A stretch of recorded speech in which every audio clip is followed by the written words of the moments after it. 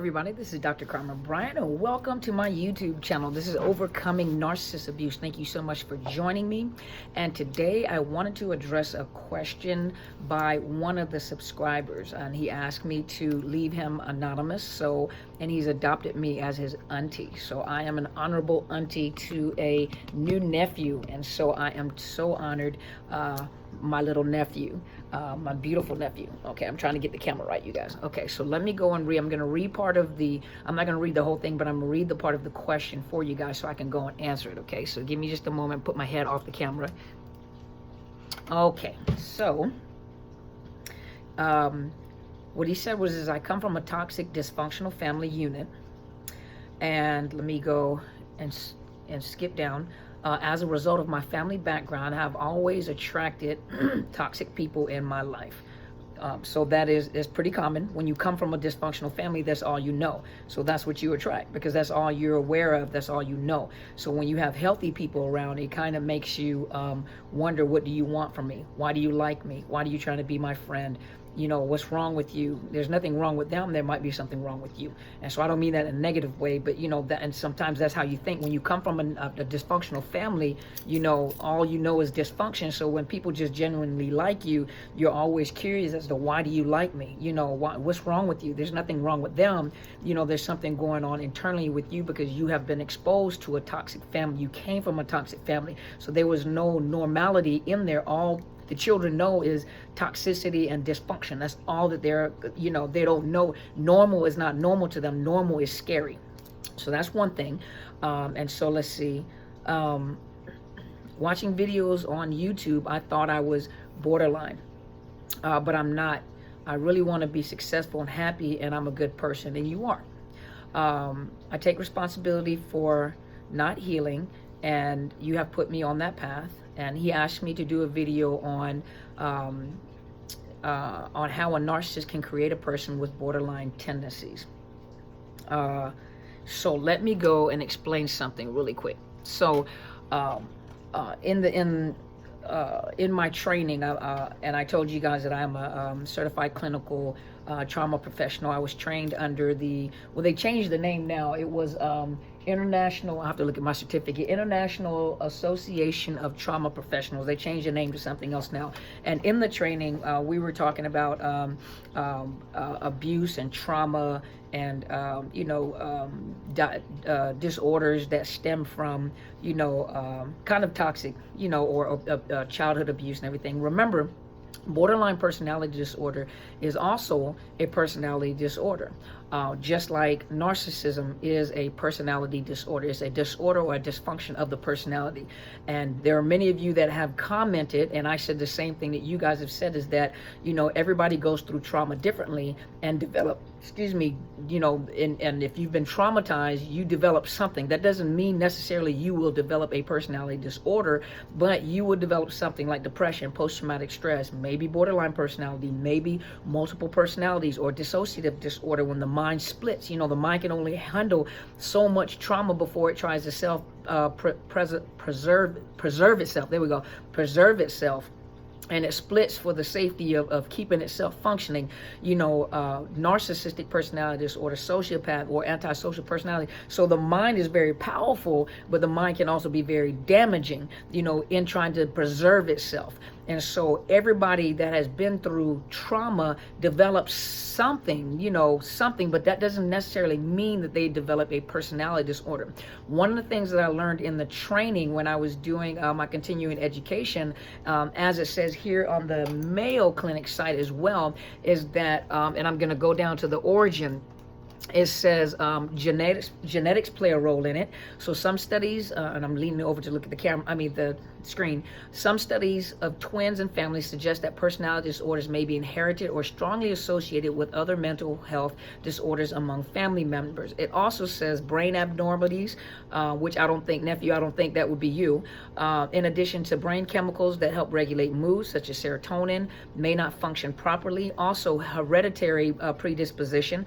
You may be at higher risk if you have a close relative, your father, mother, brother, or sister that has the same or similar disorder, and stressful childhood. Many people with this disorder report being sexually or physically abused or neglected during childhood.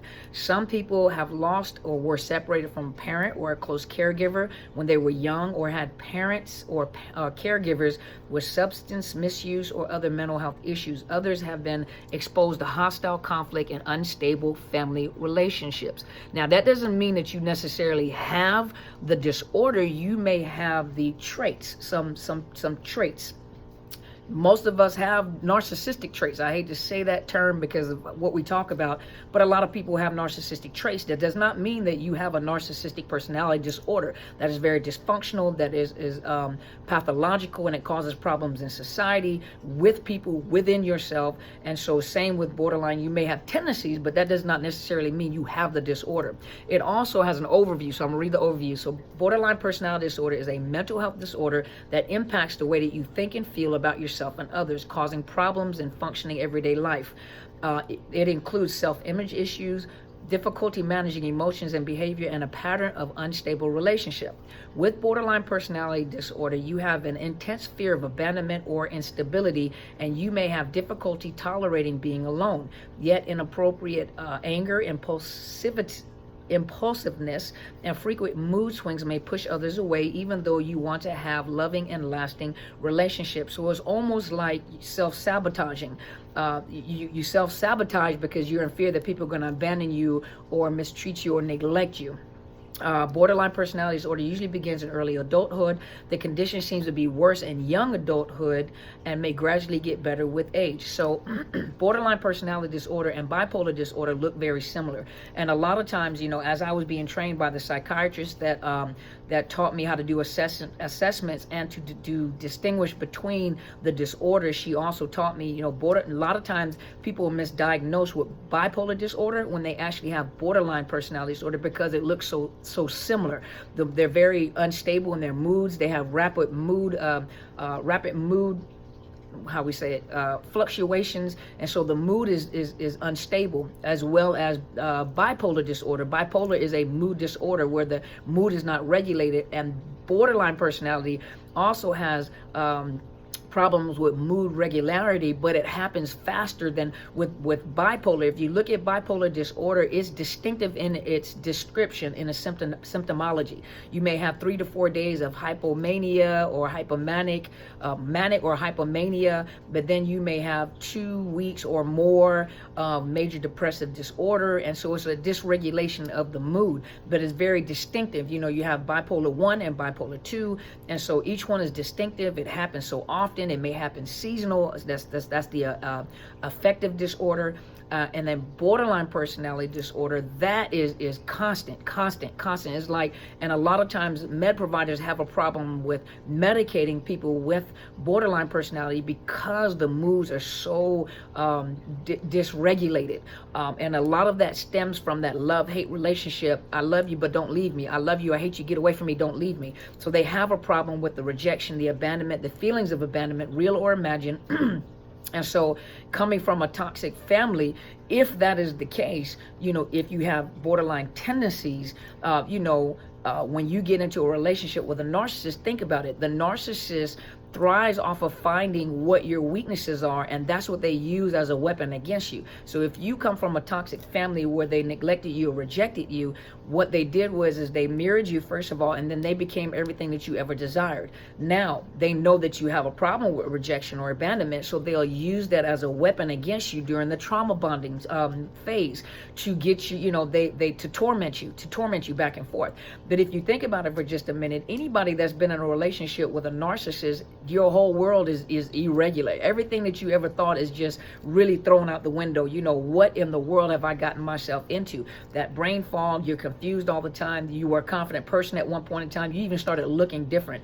So getting in a relationship with a narcissist is like getting into a hurricane. Everything flying everywhere. If I could pull my hair forward and put it in front of me to hide my, or move my hair to the side. Coming out of a relationship with a narcissist is so damaging. And if, you know, don't let people tell you that you have don't let a person that is not professionally trained to diagnose you just automatically tell you you're borderline. You may not be borderline. You may have post-traumatic stress or complex post-traumatic stress. One of the things I also learned in post-traumatic stress, complex post-traumatic stress, is when you're constantly being exposed to the trauma over and over and over, and there is no contact, there is no separation from the trauma in many times in dysfunctional families. Post-traumatic stress is if you're dealing with trauma that has happened and you're trying to recover from it, you know, and there's certain features that you have. Well, certain features of symptomology within post-traumatic stress looks very similar to ADHD, bipolar, or borderline personality disorder. And you have to distinguish. That's why it's important to get to someone that can diagnose you, you know, so that you have an understanding of what you're dealing with. It could possibly be that you don't have borderline personality. It could be that you have complex post-traumatic stress. And if you keep pulling toxic people into your, you know, if you keep attracting toxic people, it's because you haven't demagnetized. Demagnetizing meaning that you need to get into counseling. And I emphasize that all the time. Go to betterhelp.com/Dr. Carmen. That is the sponsored link. And I meant to write down, my little angel Arlene in Canada gave me a name of a therapist that she's working with that understands narcissist abuse. I will put her name, I think is, what's her name? Johnson. I will get the name, and I will also mention the name again. There was a therapist that she's working with, and I don't know if it's just in Canada. She's a licensed therapist within Canada. Please let me know. But there's one that she's working with that understands narcissist abuse. And so, and I'm going to ask her, I'm going to email her and ask her, what did she say to vet that counselor to see whether they understood it. But it's important, you know, when you're coming out of these relationships, if you had a dysfunctional childhood, you keep attracting toxic people, is to get into counseling to see what is it in you that's magnetizing those type of relationships. Because it may be some, you know, it may be some unresolved issues, problems with rejection and abandonment. Some of you need to do a lot of trauma work from your family of origin, from where you come from, because that's all that you're accustomed to. That's all that you've ever known. So you don't know what a healthy relationship looks like because you've never seen it. You know, your family is still dysfunctional, so you don't know what you're looking for. So a normal, healthy person that has, everybody has issues. There's no such thing as a perfect person.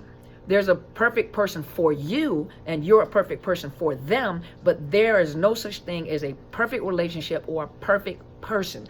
But you don't accept toxicity or abuse. I don't care who you are. I don't care your color. I don't care your religious belief. I don't care your spirituality. I don't care about your sexual orientation. Abuse is abuse is abuse. And no one deserves to be mistreated, disrespected, dishonored, talked to any kind of way, harassed. And if you feel less than, now sometimes it's you on the inside. Sometimes you're with a person that's good for you, but you don't recognize the goodness because of the fact that you have a lot of turmoil going on the inside. That's why I always emphasize, don't jump into a relationship so quick until you have resolved issues with yourself. Because getting into a relationship, you may need counseling on how to be in a relationship. Especially when you come from bad family dysfunctional relationships, you don't even know what a good relationship looks like. The word no could be very traumatizing to you. Can I borrow your car? No. Oh my gosh, you don't care about me. You hate me. Because no may have been, no or discipline may have been associated with abuse. And so no one deserves to be abused and mistreated. That's why you don't get into relationships until you resolve issues within yourself first. Because some of you have never had healthy relationships. You weren't in a family that had healthy relationships. You don't even know what to look at. In the military, the senior leaders are people that are supposed to be the epitome of leadership in the military. We know that's not always the case, but they're the ones that are supposed to be the example of what a soldier is and what a soldier looks like. The thing that we had to learn as senior leaders, we had to teach them, is that we're human just like anybody else is. We're human beings that are trying to do the best. We want you to see that we're humans, so you're not mechanical or you're robotic, that you understand that we're people just like anybody else. When I used to take my uniform off and put on civilian clothes, and I actually looked like a girl, Soldiers used to say, oh my gosh, you look like a girl. I said, did I look like a man in the military? They're like, no, but you dress like a girl. You wear makeup and everything. And I'm like, because I am a girl. So think about that. Think about that mentality for just a minute. They don't see you as a person anymore. They see you as a soldier. They see you as a leader that doesn't make mistakes, that you're this perfect person until they find out secrets about you, like you snore in your sleep or you slobber when you sleep. And so you have to go to counseling so that you can understand some of the things within you, because you may get a person that may be good for you, but you don't recognize it because the slobbing and the snoring may be traumatic to you, but you have to resolve some issues within you first. I don't think, it is a possibility. I don't know. I'm not doing an assessment, but it's a possibility. What if you're not, maybe you don't have borderline personality disorder, or maybe you don't have borderline personality traits, because a narcissist will cause you to feel abandoned and rejected. That's all a part of the trauma bonding. They'll make, I'm surprised that some of you didn't come out thinking that you were schizophrenic, or that you were dissociative, or that you had a mental delay, or you by the time you come out of these relationship with a narcissist, you come out, wondering, I had 20/20 vision. I can't see now. I'm blind. No, you're not, but coming out of a relationship with a narcissist, I wouldn't be surprised at some of the symptoms that you have, and you get misdiagnosed when there's a possibility you may be dealing with complex post-traumatic stress or post-traumatic stress. And for you, nephew, that may date back all the way back into your childhood at the family of origin, where it was rooted, where it came from in the first place. And from that point forward, you've been set up in life for failure, really, because you never had anyone to tell you that you were a good person. When you have to question whether you're a good person or not, you might be a good person. I don't know you personally. I don't know many of you personally, but if you're struggling with, I'm a good person, I am a good person, and you have a good heart, you're probably traumatized.